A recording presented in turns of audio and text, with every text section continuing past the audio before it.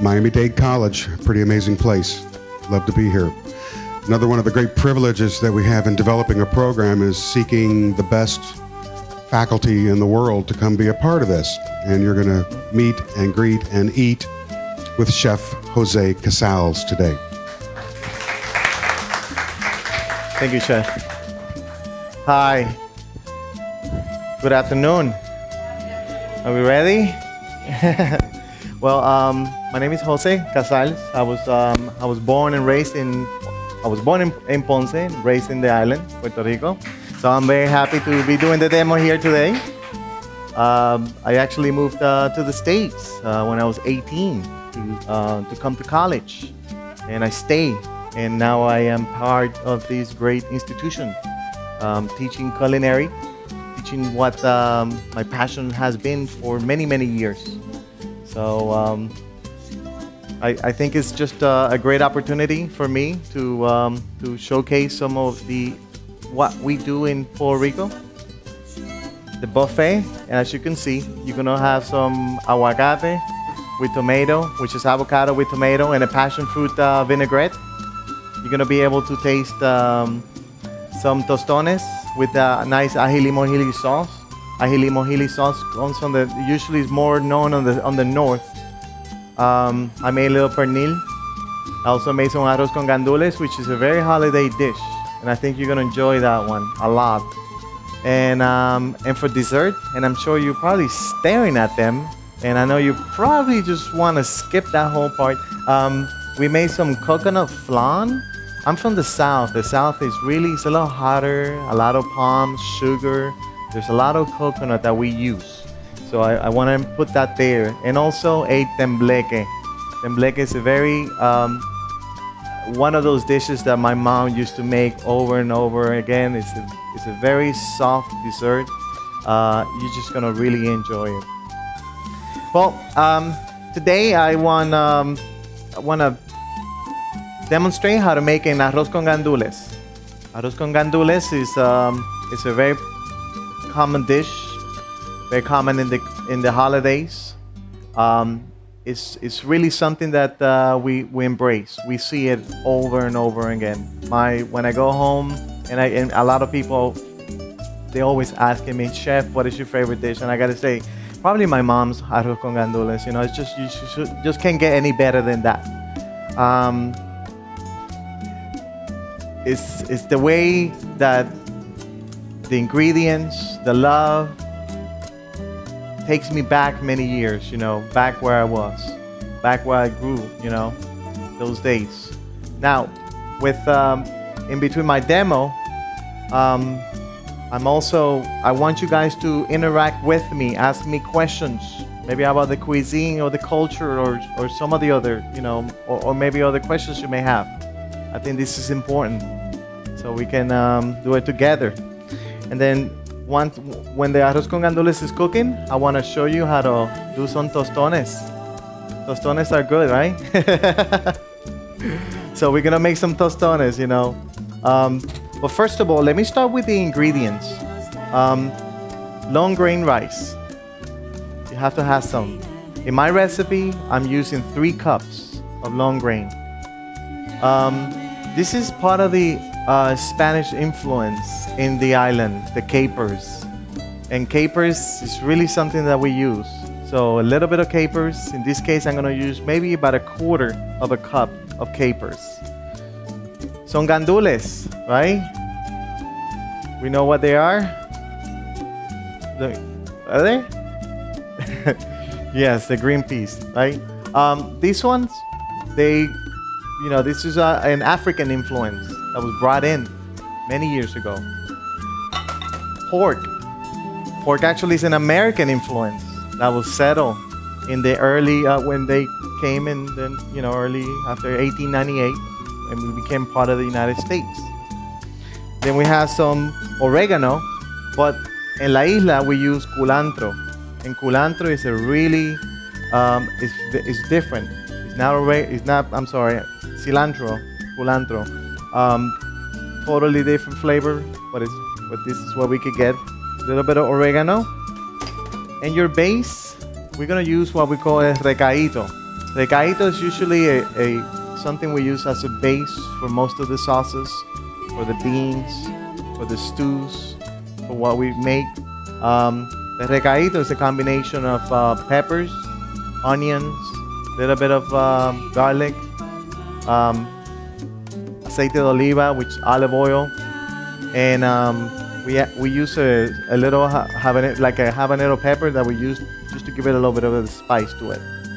And then we use sazon Goya for the coloring, or tomato paste. And that's how you get that nice color. To cook the rice, so of course, a little bit of onions and some peppers. And to cook the rice, I like to use chicken stock. You can use some water or some veggie stock. I prefer a little bit more flavor. So the first thing you're gonna do, in Puerto Rico, we use un calderón, una caldera, a little bit different, aluminum, not these really nice pans. But we always start by rendering the pork, cooking the bacon or the pork fat. You're immediately gonna feel, you're gonna get that aroma immediately if you get close to the stove. I'm gonna help it out with a little bit of olive oil.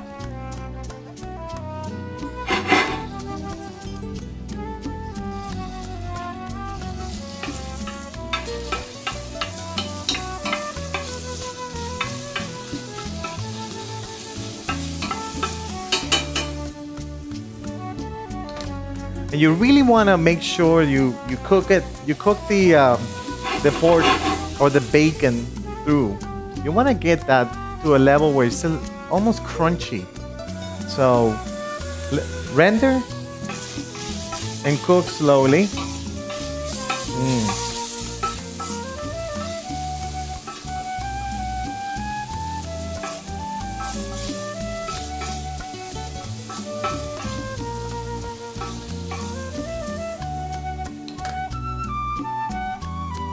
Then while it's cooking, you always make sure that you have all your ingredients, what we call the mise en place, everything in place. That way you're not just looking into the refrigerator for different ingredients, you know. Try to have everything.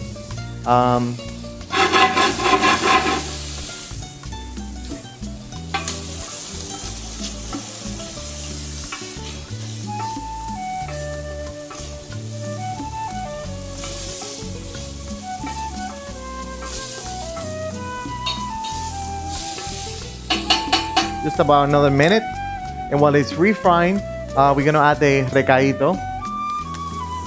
I will say about a tablespoon.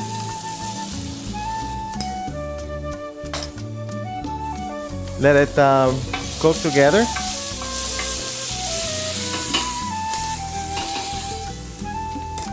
Some more garlic.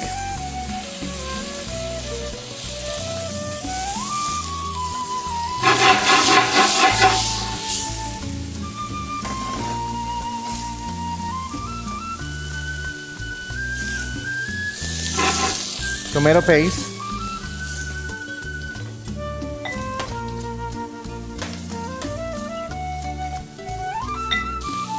Okay, when we get to that level, we're gonna put the sazon. Then we're gonna add the rice. I'm gonna hold on the capers.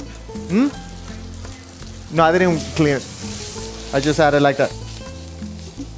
You don't want a sticky rice. Sometimes you're gonna release a lot of starch when you wash it and you overwork it, and you don't want that. You kind of want to leave it loose. Then at this point, you can add your gandules.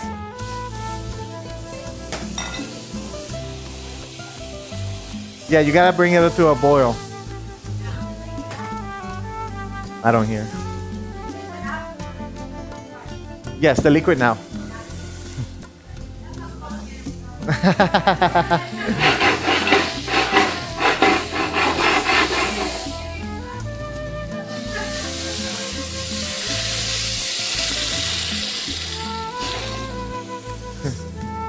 That's okay.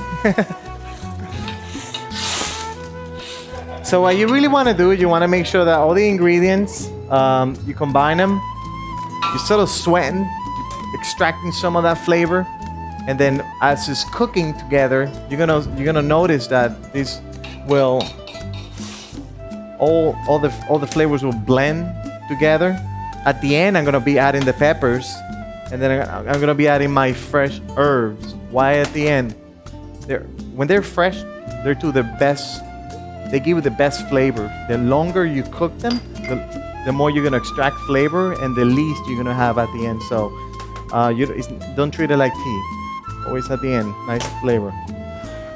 Now, while my rice is cooking, I want to take this time to introduce Dr. Nidia Camacho. She's gonna come up and she's gonna talk to us a little bit about Puerto Rico and a little bit about us.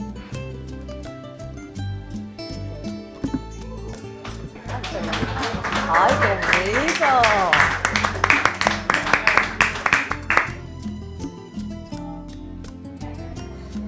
We do have a tendency of always wanting to stare and see it. No, just leave it alone. Let the rice cook on their own steam, and at the end, then you can go ahead and salt it and pepper it the way you like it.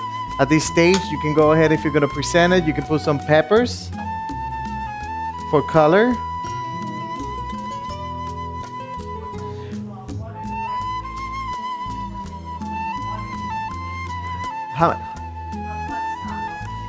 I put 2 parts of stock to 1 part of rice. Also, in back home, when we cook these, we put a little leaf of a plantain leaf on top as it steams.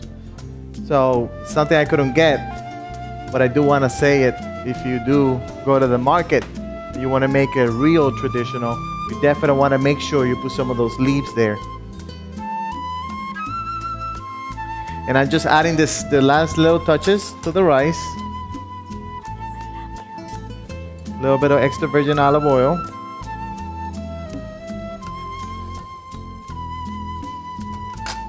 Platanos Tostones, right? Hey. Just two things you need. Small knife, paring knife, and a green plantain. Green, starchy. You don't want the yellowish, the sweeter. You don't want the sweetness. You want something starchy. Starchy stays together nicely. So you're looking for something like that. That's why green plantains are so important. If you notice, I just cut a line, and I'm gonna do another similar with the tip of my knife, and I'm gonna come down, and then with my own fingers, I'm just gonna work it out like that. And then at this point, you can do it again. It's just a lot easier. And then you can basically just peel la cáscara, the outside of the plantain. Then the first step, once it's peeled, you want to fry them.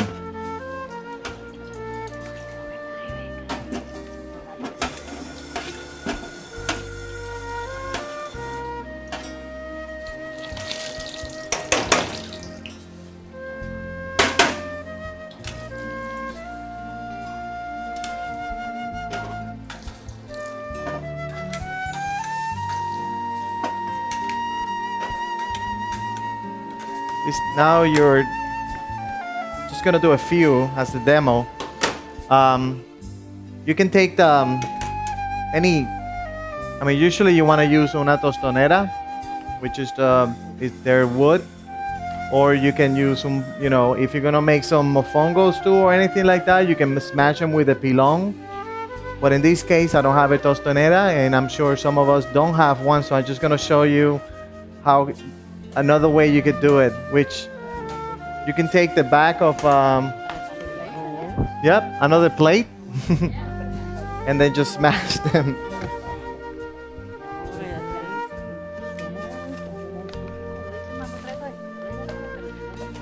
So you could do it that way. See? They're coming out.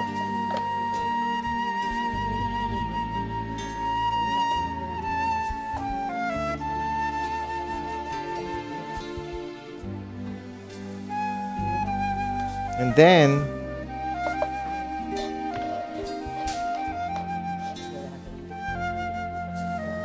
so any container might work.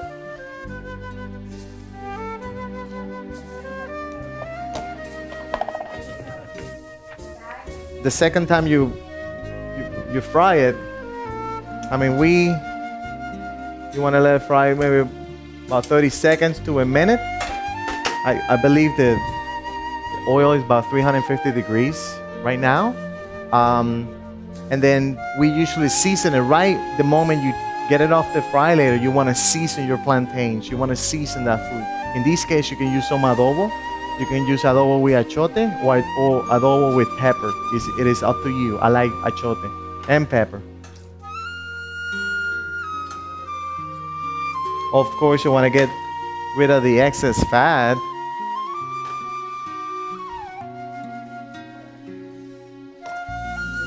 I don't have my adobo with me, so I'm just gonna put a little bit of salt. Our cuisine is a very special cuisine, you know.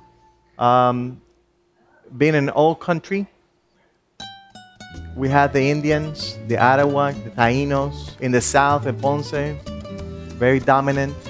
Their techniques, how they use our resources, our local resources for only a few. We still have to fly, bring a lot of the product from other places into the island, you know. And but we learned how to adapt, and we accepted those other cultures coming in, the Spaniards, the French, the Italians, the Portuguese, and the Americans in the 1900s. So now you're gonna see a very diverse cuisine. The gastronomia is very special. I gotta say, when I was 18, I left my island to come to college. And at that time, if you want to be a chef or any executive chefs, were the foreigners. Folks who study outside, they came back and now they're the chefs. They're running the restaurant. Today is the other way around. Today we left and then we went back. And if you go into San Juan, most of the hotels, it's local chefs, local flavors. People understood what that local ingredient, that palate is. And that's very special.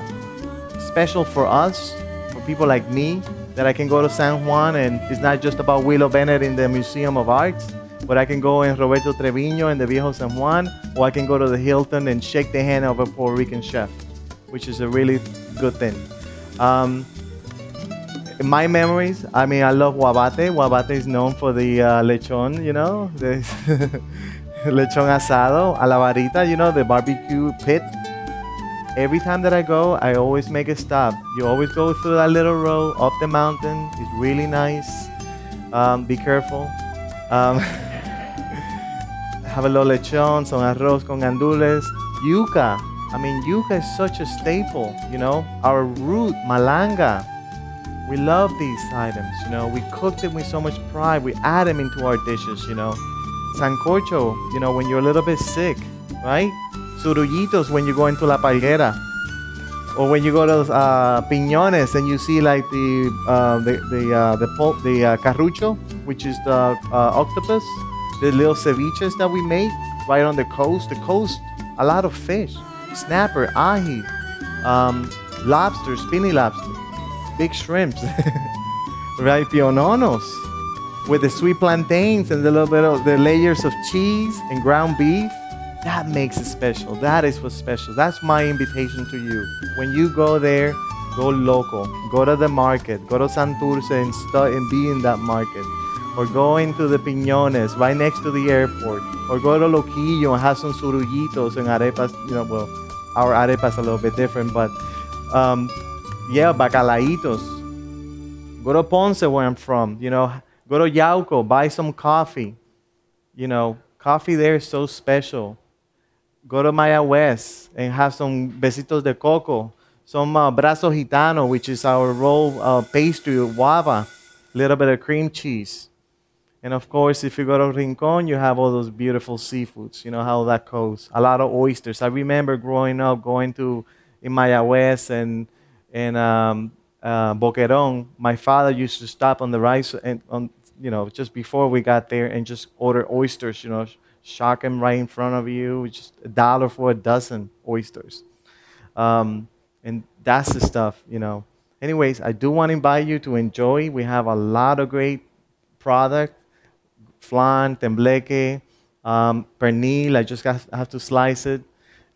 Arroz con gandules, son tostones. So this is our invitation. Thank you for coming.